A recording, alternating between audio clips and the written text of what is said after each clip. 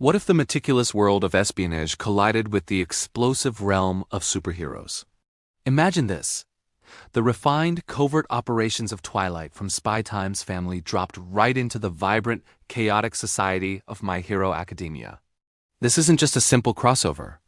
It's a fascinating clash of styles, powers, and ideologies. How would the world's greatest spy navigate a world where extraordinary abilities, or quirks, are the norm? Let's dive in and explore this incredible what-if scenario. First, let's talk about Loid Forger, aka a Twilight. His entire career is built on deception, infiltration, and being the ultimate gray man. He's a master of disguise, a brilliant strategist, and a peak human in every sense. Now picture him in Japan, heart of the hero world. His initial assessment would be mind-boggling. People are flying, shooting fire from their hands and transforming into animals right on the street. For a man who relies on logic and predictability, this world would be his worst nightmare and his greatest challenge. His mission? Let's say Operation Strix gets a massive upgrade. Instead of infiltrating a school to get close to a political target, Twilight is tasked by his agency, WISE, to uncover a suspected mole within UA High School. This mole is believed to be leaking sensitive hero information to a burgeoning villain organization, one that operates with the same subtlety and intelligence as the threats Twilight is used to. His target isn't a reclusive politician, but the inner circle of the world's most prestigious hero academy. So how does he get in? Loid Forger would realize that a direct approach is impossible. He can't just enroll as a student, his cover. He becomes Dr. Loid Forger, a renowned quirk psychologist and counselor, hired by UA as a consultant to help students manage the mental stresses of heroism. It's the perfect disguise. It gives him unparalleled access to students and faculty, allowing him to observe, analyze, and gather intelligence under the guise of providing therapy. All Might, Principal Nezu Zizowade would all be his colleagues. Now, let's bring in the rest of the family. Anya is the game changer.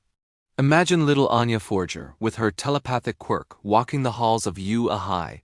She'd be a whirlwind of chaos and unintentional genius. Loid, initially wanting to keep her far away from the danger, might have to enroll her in a nearby elementary school, but she'd inevitably find her way onto the UA campus during a field trip or special event. Anya would be hearing a constant symphony of thoughts. Bakugo's die, die, die would just be background noise to her. She'd hear Deku's frantic muttering internally before he even says it out loud. She'd know about Maneda's pervy plans and Todoroki's internal family drama.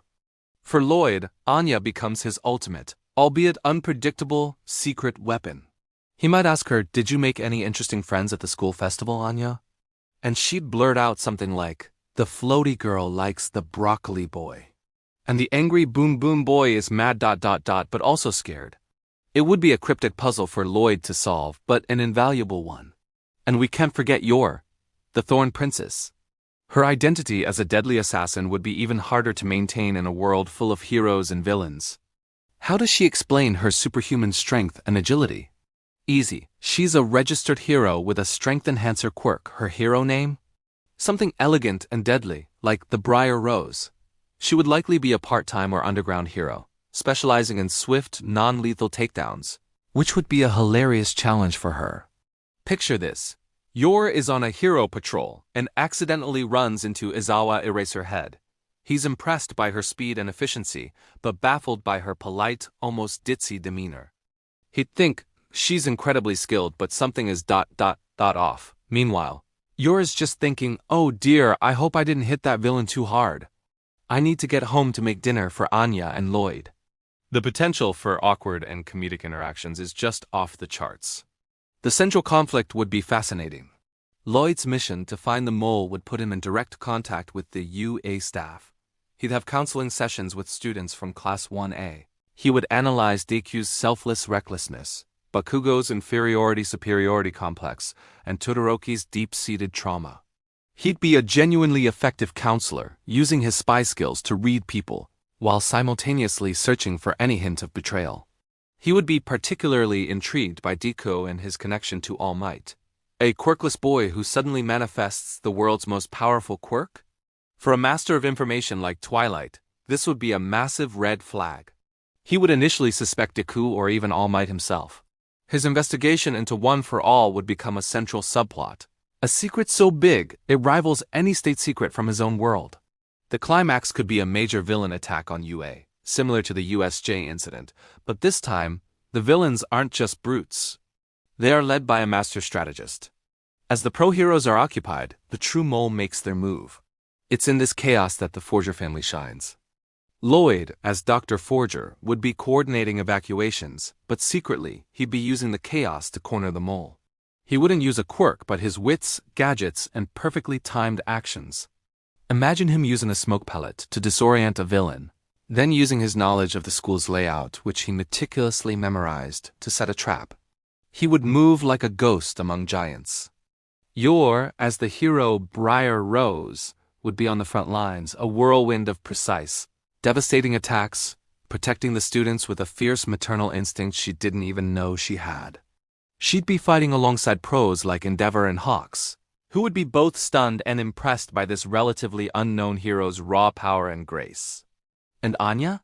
She'd be in the middle of it all, a small child in a giant crisis. She would hear the mole's thoughts, the villain's plan. The bad guy is going for the central tower thingy. He wants to make it go boom, she'd think. Panicked, she'd find a way to warn someone. Maybe she scribbles a crude drawing and gives it to Deku, or maybe she just yells something nonsensical that only Loid, her father, could decipher. Papa, the man with the sneaky thoughts is going to break Mr. Bear. Mr. Bear being Principal Nezu. In the end, Loid would expose the mole, not with a punch, but with irrefutable proof, cornering them psychologically. Yor would have helped save the day, earning the respect of the hero community. And Anya would be the tiny unsung hero who provided the key piece of information. They would have succeeded, not just as individuals but as a family. After the dust settles, Loid would file his report to WISE, concluding that this world is dangerously unstable but also filled with an inspiring, unyielding hope. He might even find himself genuinely caring for the students he was counseling. Yor would have a newfound confidence in her abilities, seeing she can use her strength to protect rather than just eliminate. And Anya? She'd just be happy she helped her papa and got to see real-life heroes up close. Waku waku! The Forger family wouldn't just survive in the world of My Hero Academia. They would thrive. They would bring a level of intelligence, subtlety, and heart that would change the hero world forever. It's a world of black and white, good versus evil, but the Forgers live in the gray. And sometimes it's in the gray areas that the most interesting stories are found. What do you guys think? How would other characters react to the Forgers? Let me know your theories in the comments below. It was so much fun exploring this idea with you all.